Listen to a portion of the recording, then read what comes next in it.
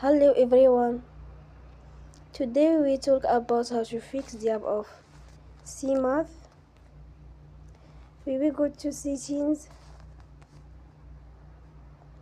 then we click on apps. After that we will search the app Cymath and we click. Then we will on for stop. After that we will go to storage.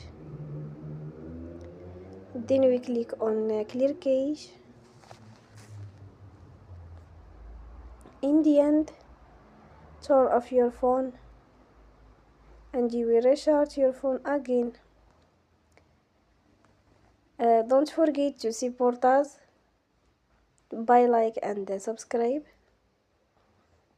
See you next time and thank you for watching.